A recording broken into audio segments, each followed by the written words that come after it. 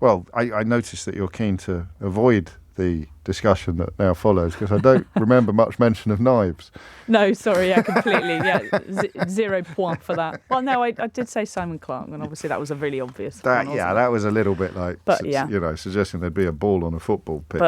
But that was a really dirty Prime Minister's questions, wasn't it? It felt really low, yes. I think, for both sides. That from Sunak, it's setting out the battlegrounds for the next election, isn't it? This is exactly what we can expect for probably the next 6 months. Taxes, he's going to put up your taxes. He's a risk. Jeremy Corbyn, 28 billion spending. His record as DPP. He's got no plan. And then from Starmer, it's obviously, well, he's already put up your taxes. Tory infighting, everything's awful. He's crashed the economy. Nothing works. Chaos and division. Rinse and repeat. And if you had to pick a moment of particular absurdity, Rishi Sunak criticising the leader of the opposition for sniping from the sidelines. Isn't that the whole point of Prime Minister's questions, a bit of sniping from the sidelines? Quite sure what else they're supposed to do, really, apart from take over, but they can't do that unless Rishi Sunak calls a general election. And we've got a new nickname for Sir Keir Starmer, which I've just invented, Sir Sweary, because he accidentally let slip. Turned into Lee Anderson, you're inventing words. Did he? Yeah, he did. Which one?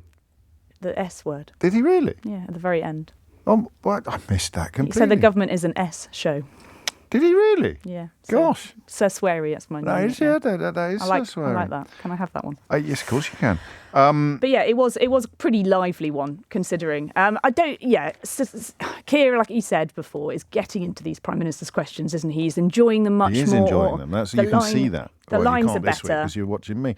But people will be able to see that when they watch it. You could hear it. It was good. You could hear in his voice he's becoming more confident. And actually, in some of his articles today, I noticed he started to say, I think, as Prime Minister, he is now starting to get a little bit towards that complacency end of the scale of if not when. When I become, that used to be the thing. And now he's saying, well, when I'm Prime Minister, as Prime Minister, I'll do this, this and this. And I think he's getting to that stage now. He took Sunak by surprise, I think. I mean, the childcare stuff he didn't seem prepared for, but going in quite hard and quite low meant Sunak had to come back 2 or 3 times with the same sort of litany of if in a case of emergency break glass and Jeremy Corbyn is behind the glass. He's literally thrown Jeremy Corbyn out of the Labour Party. I worry, and I mean I say this as a sort of observer of democracy and a fan of elections.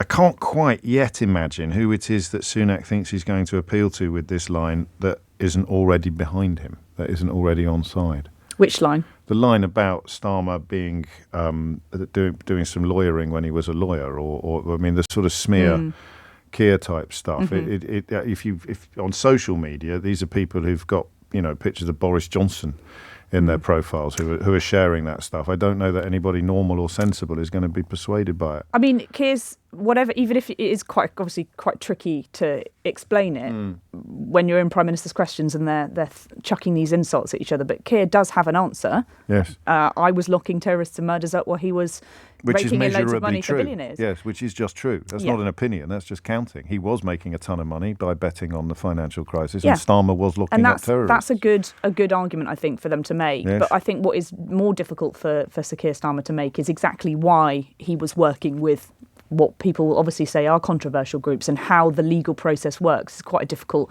argument to make. And in a campaign trail, it's easy to just throw it out there. Yes. You worked with this. Obviously, the terror group, which the name of which...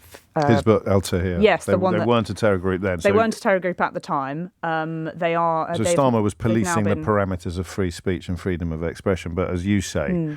That's hard to explain in the context when people like Sunak are cynically pretending not to understand that and trying to create the idea that he was somehow on the same side as this pretty grim Islamist group. He did defend them, and I think there will be people that will go, well, yes, I'm worried the fact that he did defend a group who are now considered to be a dodgy terror group. Like, that is a completely legitimate argument for many people to make, but it is a very complicated issue. And you can expect him to make it many, many, many, many times because there's not a great deal else to do, which is why we've even come up with a little jingle, you see. So I wonder whether we're going to have to play this every single week at PMQs. Whenever Rishi Sunak gets to his feet, we might have to hit one of these.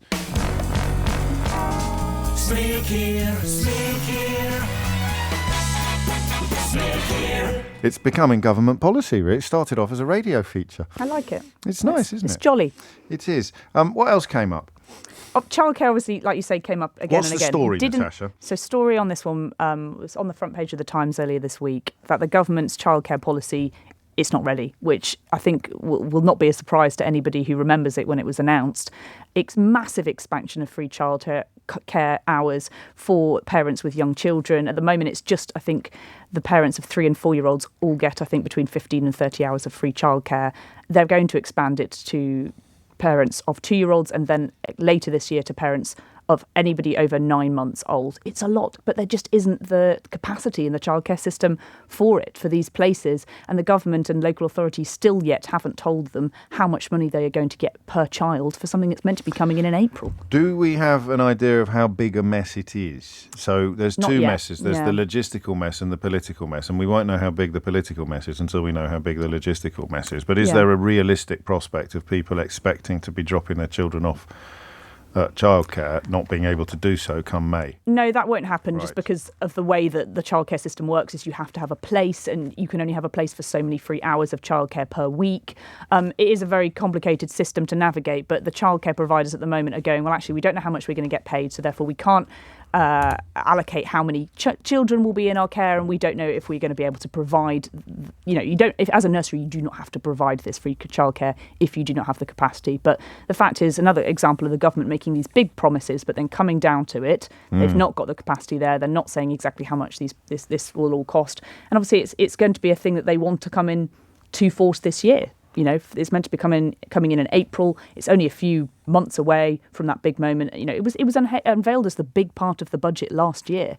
And so Keir Starmer rightly saying, well, actually, you did promise all of this stuff, and it's not happening. Who will know? Who will know all the details of this? The childcare providers have been speaking about this. Is it a topic, do you think? Should we be talking about it? Yeah, definitely, absolutely. Childcare providers, I'm sure, will come on and tell you that it's a very complicated formula that's used. It's been tragically underfunded for a long, long time. Of course. Because government and local authorities will allocate a specific amount of money per child. And they say it's not enough in order to, and childcare is so expensive, isn't it? It adds to the thing we were talking about earlier, this idea, it's another mess. And there'll be some people just rolling their eyes now, unless you've got skin in the game, or rather a child in need of care.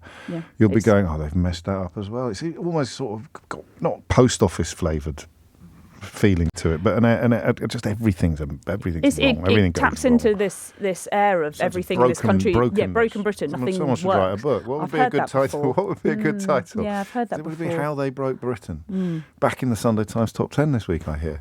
But I will have to wait and see, I suppose. Coming up to 12:30. Thank you, Natasha. And a quick word on Stephen Flynn.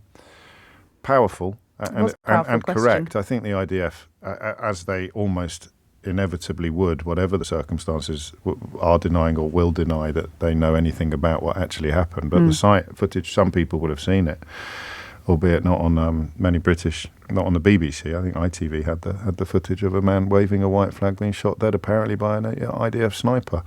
Sunak just ignored the question, really, didn't he? Yeah, government going to come under increasing pressure around Israel's actions as this war goes on. And, David Cameron's in the region at the moment having talks, and he's going to have some really, really uncomfortable discussions with people like Netanyahu, who obviously many people in the region think he's got to be on the way out if this war is going to come to an end, and what happens next for Israel, Gaza and the wider region.